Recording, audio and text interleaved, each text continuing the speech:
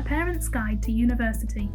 This presentation will cover how to choose a course and university, the UCAS application process, and how you can help your son or daughter. The first thing for your son or daughter to consider is the course itself. The best place to start looking is the UCAS website, as this has every course and every university in its database. There are several things to take into account when deciding which course to choose, such as, do they want to continue studying something familiar or something brand new? If they have a specific career in mind, do they need to choose a vocational course to be able to achieve this goal? When looking at entry requirements, they should be realistic in their choices, matching predicted grades approximately to course entry requirements. Some courses allow students to study 1, 2, or sometimes even 3 subjects alongside each other, which might be a good choice if they want to leave their future options open. A big selling point of a university course might be whether it offers a placement year. As competition grows for graduate jobs, those students who have undertaken a placement year in industry may find themselves in a better position than those who didn't, as it helps provide the skills and experience employers are looking for. Course comparison sites such as discoveruni.gov.uk can be useful when making decisions. Details such as student satisfaction, retention rates on the course, and graduate earnings are all available to view. A typical day can vary at university depending on the course your son or daughter chooses. A creative subject such as art and design will mean lots of time spent in the studio, whereas a subject like English will include more traditional lectures and seminars with a lot of reading in their own time. But common among all courses is that, compared to school or college, they will be expected to do a lot of work in their own time, whether that's in the library, in science labs, or design studios. Even if their subject doesn't involve a lot of contact hours, they will be expected to work full-time hours with independent study. Once your son or daughter has decided on the course, the next decision is where to study. Again, there is a lot of choice out there, so it is important for them to start doing their research in good time. The first thing they need to decide is if they want to stay at home and commute to university, or if they want to move away from home. There are lots of pros and cons for both, so it really comes down to personal choice. Not all universities are the same in terms of size, location, and facilities. Where one university might have 2,000 students, another might have 40,000, which will offer a very different environment. As well as the location and size of the university, they should also research the type of facilities offered, how they are taught, and specific support available. They might also want to know more about the social side of university life and what activities and entertainment is available. University offers a lot more than just the course. The social life and services offered by each university might be the deciding factor for your son or daughter when making their decision. Things to consider might include: what careers advice and guidance is available? Does the university have a faith centre? What disability support is provided? And does the university have an on-site GP surgery?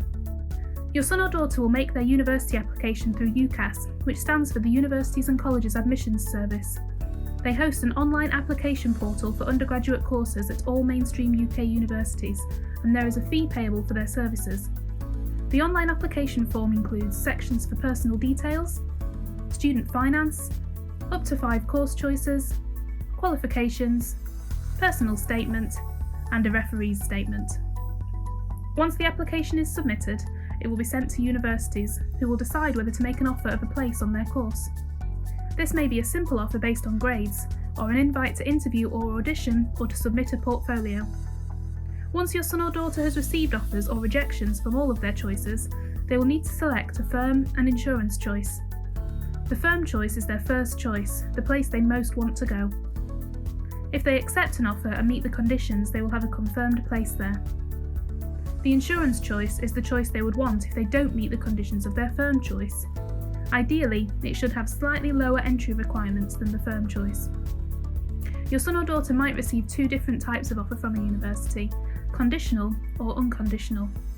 A conditional offer means guaranteed place on the course if certain criteria are met, such as minimum entry grades at A-level or BTEC, or an additional qualification, for example, a musical instrument grade.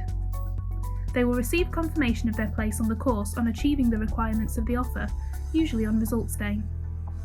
An unconditional offer means that they are guaranteed a place on the course based on qualification and experience they already have. Some universities will offer unconditional places if they have seen your son or daughter at interview or audition. Others will make unconditional offers without meeting them, on the condition that your son or daughter make them their firm choice. They should make their decision based on the course and university that is right for them. Year 12 is the perfect time for your son or daughter to start doing their research into university, or even earlier. It's never too early to start planning. It can be a bit daunting for them to make a start, but by going onto the UCAS website, this should hopefully narrow down their choices. Once they have reduced their potential choices down, attending open days and fairs is a good place to go next. During the current COVID crisis, they are either being postponed or being delivered online, but there is still a wealth of information out there, such as online prospectuses, fact sheets, and the opportunity to ask current university students questions online. It's also a good idea for them to talk to people about university, including friends, family, teachers and careers advisors, in order to get a variety of options. You know your son or daughter better than anyone, so you may have an idea of how you can help them through this decision. However, a few ideas might include visiting open days with them, checking accommodation contracts before they sign up, and letting them know if you might be able to help financially. Financial help doesn't necessarily mean a cash allowance. It might be that you help with supermarket shopping or pay for their mobile phone. Obviously, the decision lies with you, but it would be useful to have that conversation with them beforehand so they know to expect, or not, any financial support that you can give them. Also, be prepared for homesickness if they move away from home. It's quite common in the first term, but it usually passes quickly and there is lots of pastoral support available. So, to finish, please remind your son or daughter of deadlines. UCAS and finance deadlines are the key dates they need to remember, as they won't want to be the only student without their student finance at the beginning of term as they forget to submit their application on time.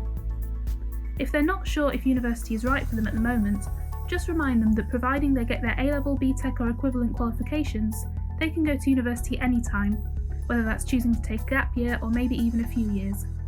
Going to university can be a big life change for the whole family, including parents, siblings and the student themselves. Just remember, there's lots of guidance and support available throughout. We have a dedicated webpage for parents and carers, which can be found at hud.ac/PIE.